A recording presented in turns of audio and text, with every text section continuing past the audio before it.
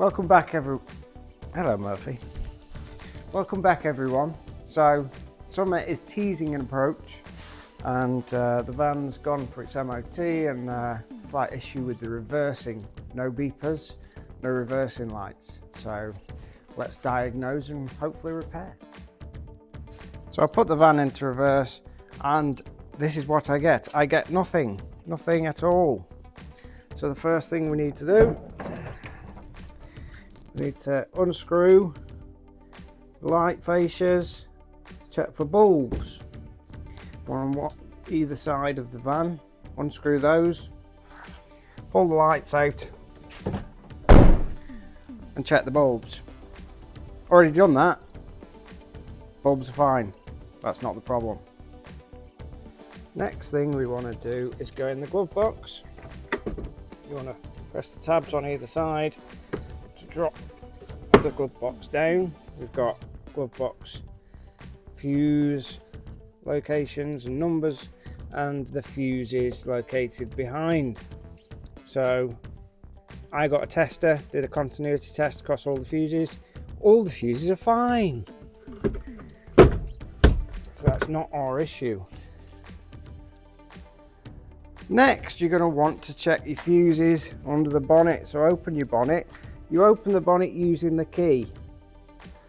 Don't forget you've put the key in there. I spent 30 minutes searching for the key because I'd left it in there. So anyway, back to what we're looking at. So open up the fuses, check all these fuses. Guess what? I've checked all these fuses and they are not the issue. Now your assumption would be that there'll be a reversing switch located somewhere around the gear stick. So when you put it into reverse, it touches a switch in there. It doesn't. Do not touch anything around the gearbox, gator, gear stick. There is no switch there. After some research, I found the switch. The switch is conveniently in a really easy to reach location underneath the airbox. So we're going to take out the airbox, we're going to find that switch and we're going to test it. So first things first, let's get the airbox undone. So I'm going to release the sensor. Now I need to undo the air pipe to the airbox. So my pliers, give that a bit of a twist. That'll come off, make sure it's all loose. May need to get a screwdriver at this point, but be gentle with a screwdriver. You don't want to damage the rubber. I'll just feed it around, make sure it's nice and loose.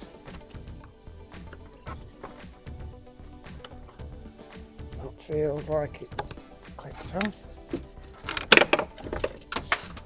And the airbox itself will pull out. It's on 3 tabs underneath, so give it a wiggle and out she comes. And now we're away. So there's our airbox out. Now there is a wire that comes underneath. So this airbox mount is also your gearbox mount, so you can't remove this. So we're going to have to leave that in situ, and there is a switch underneath to which so we can now see the plug that I need to remove is this one. This is the wire that comes down and plugs into the switch, which then is engaged when you activate reverse. So now that we've found the location of the plug onto the switch, we need to get it out. So we've got to engage the clip on the switch whilst also flicking the cover off. So there you go, we're out. So what I've just done there, I had one hand under this way to get my fingers underneath the connector, and this hand in this way to engage the button to release. So now that I've got the connector off, before I go any further, I'm going to test the connector that'll confirm that it's the switch or not before I start unscrewing the switch itself. So I've got a bit of wire here, and I'm going to put it into the plug. By doing that, thus making the connection that the gearbox would normally make as it engages the switch. Now that I have engaged the connection, the electrical connection, so that it thinks it's in reverse, doesn't matter where the gearbox is at this point because we're just telling the switch. So if I turn the ignition on, I should get some beepers and reversing lights. Let's see. Aha! We have beepers. We have reverse lights. So that confirms it's that switch. Let's take it out. So what are we going to need, I hear you ask? We are going to need a 22mm deep socket. We are going to need a knuckle, short extension, and obviously ratchet. So we'll put those together. Got a nice effort there. I'll squeeze that down over the top of the switch. A little bit fiddly. Once it's on, it's on. Put the ratchet in there, and we're away. A little bit of resistance at first. Once it's loose, it's loose. I can undo it with my fingers. So that feels like it's off. Let's get that out.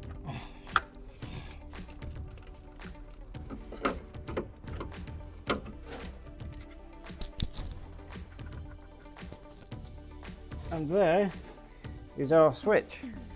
The idea of which is, as the gearbox engages reverse, it presses on the ball. Ooh, I see some corrosion. So firstly, before I'm going to do anything else, before I order another switch, I'm going to clean up that dirty prong there. See how it's green? That green corrosion could be what's causing our problems. So I'll clean that up now. So I've brought everything over to the bench now, and what I'm going to do is get a screwdriver, flat screwdriver, and gently scratch away at the greenness, which is the corrosion on the pin. Try and get both sides, be very gentle. You don't want to snap anything.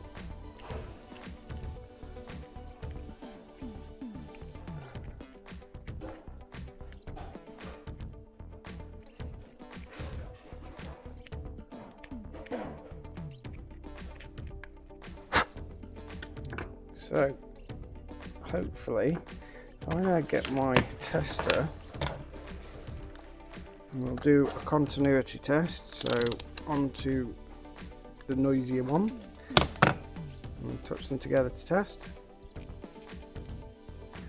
So I can hear an audible sound when continuity is made or connection is made. I'll now touch the prong. Ooh, touch the prongs together. The prongs on there, and then press the ball at the bottom.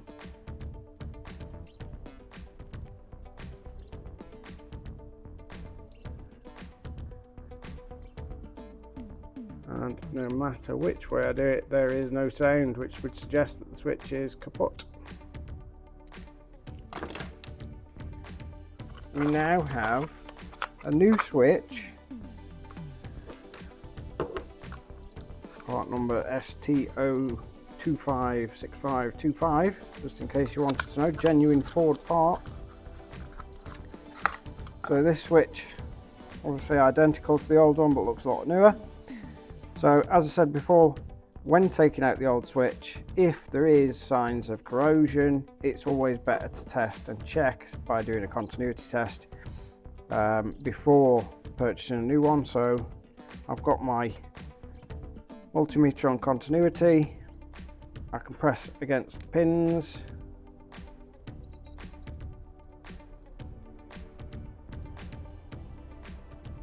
And then engage the button.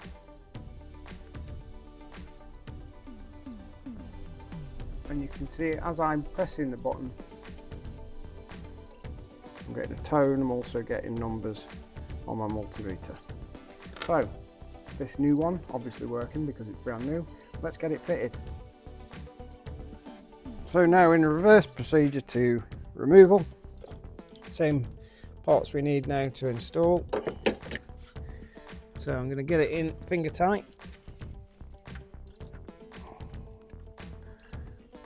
Being careful to make sure that I don't cross thread anything.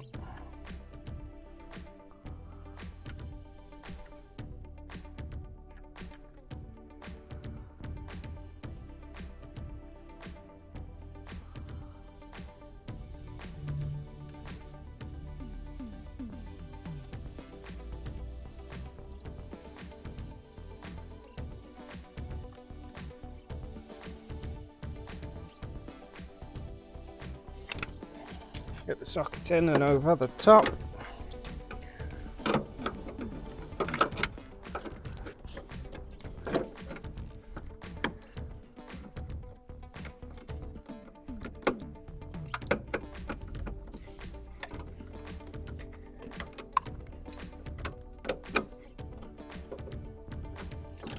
You only need to pinch tight. Don't go mad, as it was only pinch tight when removed. Find our wire connector, slot the connector in, making sure it clicks. So we're installed. Let's see if that's fixed our problem. So this time we need to put it into reverse first and turn on the ignition. And we have beeps. I've also got my reversing camera, which is great. So all good. That's another video done. I hope you found it useful. Maybe you were lucky and managed to repair the switch instead of replacing it with a new one. But I'm now ready for MOT, which is the main point of doing this video. So thanks for watching. Please like, subscribe, and if you want to, share. I'll see you on the next video.